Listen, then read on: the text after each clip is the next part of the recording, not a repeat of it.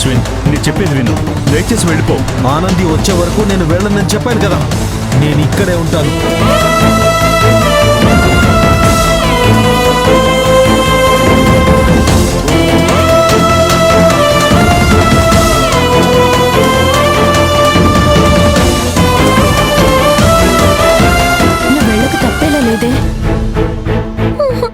నువ్వు వచ్చేదాకా వెళ్లేదే లేదని అశ్విన్ గేట్ దగ్గర కూర్చున్నాడు. అవునే, కావాలంటే నువ్వే వచ్చి చూడు. నేను వెళ్ళను, తనని వెళ్ళిపోమని చెప్పు. అది కాదే. అయ్యో ఏంటే, అన్నీ తెలిసి కూడా నువ్వు కూడా నన్ను వెళ్ళమని అంటున్నావు. నేను ఎలా వెళ్ళగలను? తన ముందు నేను ఎలా నిలబడగలను?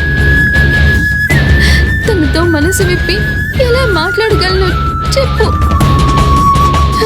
నేను వెళ్ళలేనే, నన్ను క్షమించు. నేను వెళ్ళలేను. ఆనంది, ఇప్పుడు ఇదా ముఖ్యం. అశ్విన్తో ఒక్క మాట మాట్లాడి పంపించవే. తను ఎంత కోపంలో ఉన్నా ఒక్కసారి నిన్ను చూస్తే కూలైపోతాడు. ఇప్పుడు వెళ్ళి రేపు రా అశ్విన్ అని నువ్వు ఒక్క మాట చెప్తే మంత్రం వేసినట్టు వెళ్ళిపోతాడే.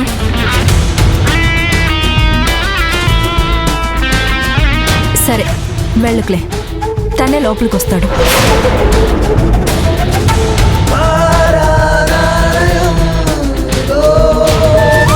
ఈ విషయం కాస్త మేడం గారికి తెలుస్తుంది. ఆ తర్వాత ఏం జరుగుతుందో నాకంటే నీకే బాగా తెలుసు.